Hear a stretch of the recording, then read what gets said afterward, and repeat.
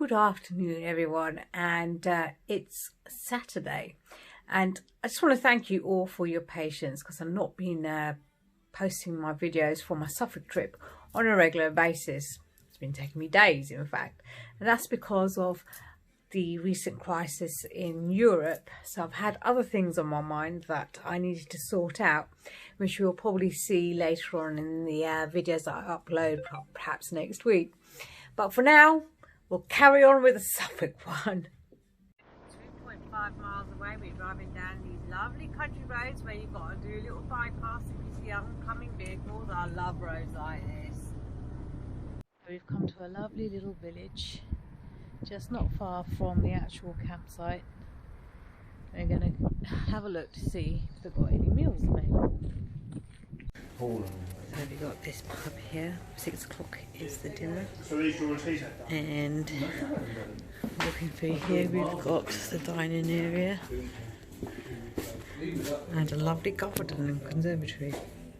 And this is the menu, the Swan in favourites, but I've spotted fish and chips, chicken burger. Don't know what to get. I've got 4G using giffgaff, and mine is Vodafone E. That's all I got, an E on my bars, so the giffgaff is doing really well. Casey's sat in the pub editing a video for me. It's the first time he's done it and he's doing a really good job of it. Thank you, Bubbers. Is it with you? Can you give me some attention, please?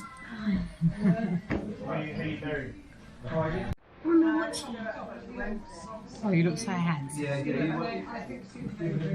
No, you can't watch her because you're editing my video. So here is my dinner, a burger. Casey's got the chicken burger.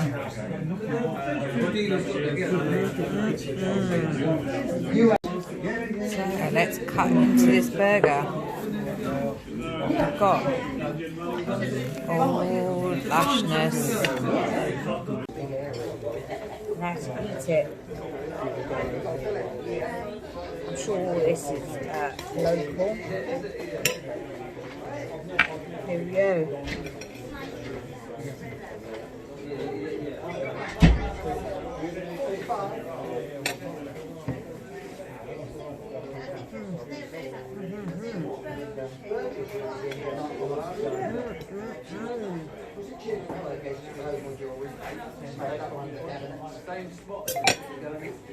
That is beautiful.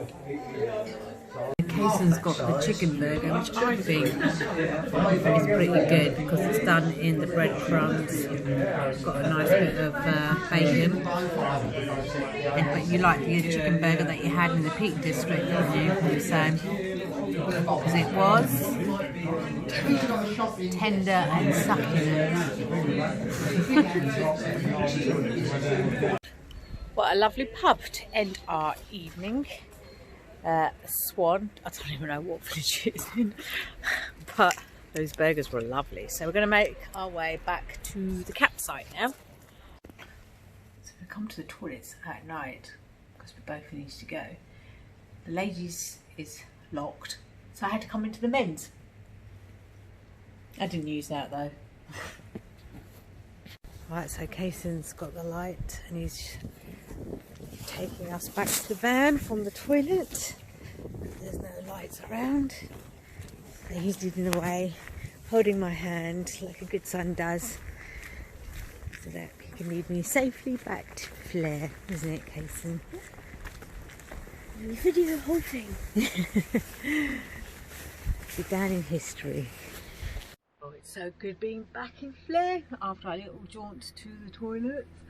I'm still in my outdoor gear. I'm going to get that off. Got the heating on, the fan heater. Made myself a cup of coffee and just chill and relax for a bit. So here we are at the Bright House campsite. And I've got the trees here which are whispering in the old wind. It's not too bad. There's flare, there's electric hookups all along there.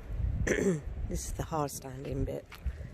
Then as I walk along over here, we've got the fields where you normally could come and camp out, but because of the heavy rain it's become rather flat. But look at that. Now the field that you can see right in the far distance is also available for camping. They've got electric hookups all the way around. It's a beautiful sight. And I can imagine you can see the electric hookups are all there on the left hand side, all along picnic tables, and this is pretty booked up most of the time. There's a church right over the distance over there, and beside the church is a pub which we dined at last night, and you can walk across the fields to the pub and back from over here. It's a working farm, and I'll take you to the toilets in a bit. There was a review on the search for sites, only one, and in it they said spectacular scenery, beautiful campsite, but the only thing that let it down was its washrooms and the toilets being outdated and in a very poor state. I have to agree, which is really quite unfortunate, because that review was done about 2 years ago. They were hoping that things had improved, but things haven't really, and I shall show you why. I'm actually cooking this morning breakfast, pancakes with the scenery outside. Oh, there's a dog. Hello, you. That's what we go out here. But I'll show you later what it really looks like. It's actually really nice. So it was £18 to spend the night over here on hard standing with electric, which is far better than the £30 that I paid last night, and I like to have the views, and it's been quite chilled and relaxed morning. Drinking water point there, and then you've got the toilets all over here, very basic. Let's have a look inside. I think this is the shower room, toilet and shower. You've got to have tokens to use the shower. No heating in here.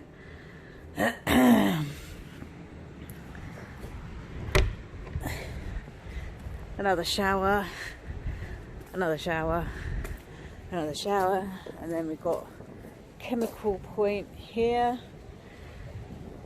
and then the toilets. The ladies wasn't open, but the men's was, and I had to use the men's toilet last night, and I've used the porta toilet ever since. And there's the men's toilets, just two, and a basic hand dryer, and that's it. Very basic, but does the job. Let's go through here. Let's have a look what's going on. There's plenty of dog bins around. This would lead back to the hard standing place. So have a quick look. It's all very, very muddy. Oh, that tree's come down with the wind. And yeah. So this is the Bright Side campsite in Suffolk, up near Clare and Lavenham. The bikes. Son's bike and my little Pixie. Chain's fallen off Pixie. This one, the gear's stuck in 7 gears, so we didn't get to use them. So they've just been in my van, not doing much. I'm gonna have to get these fixed when I get home. So we're off home now, and this was our last night here at this beautiful Bright House campsite in Suffolk. Absolutely glorious. It does take a few more days to discover it, or we haven't done, probably only like 10% what needs to be seen. But what we did see was bloody beautiful, and most of the attractions that we went to were free, so I didn't have to cough up money for that. The only thing that we did was food. As you can see, ate out loads. So home now for cooking, washing up and all that malarkey, which I don't really enjoy. So we'll see you on the next trip. Bye for now. although still 70 odd miles away, the wind conditions have picked up. So both hands are on the steering wheel. The van is going from side to side, and this position, constant, is killing my arms.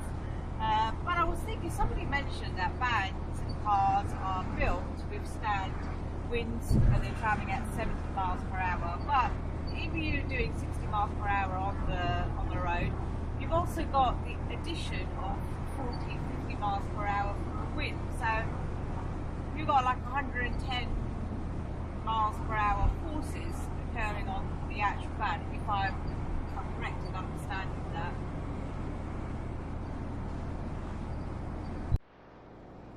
Thank goodness we've reached a 50 miles, 40 miles per hour speed limit. So everyone's slowing down. I can relax my arms a little bit, get rid of that lactic acid, be a bit about it. Whew. Home, safe and sound, finally. So here's a few facts on this trip. 5 days away, 4 nights in campsites or a pub stopover. I used about £100 in petrol, and I've covered 389 miles. Spending, including campsites, food and everything, was roughly about £230. That's for 5 days. Eating out most of the time, not cooking. Now obviously I could done it a lot cheaper by doing wild camping and cooking in the van. But I'm on holiday and I've been saving up for having a good time, and for me a good time is all about eating out and seeing places. So that's the reason why it was so costly. The National Trust membership, which I'm paying £6.50 a month for me and my son, is actually proving to be quite brilliant to have, because we probably visited 4 sites, and for future trips I'm probably going to a few more, because they're very interesting places, full of history, and they always cater for the kids as well. There's also some sort of trail that they can do, lots of information that they can pick up on, so it's a definite must. And yes, I didn't get to do as much adventuring and walking like I normally do when I'm on my own, because I like to go off the beaten track and walk. But as you can see, my son's not like that. Not yet, anyway.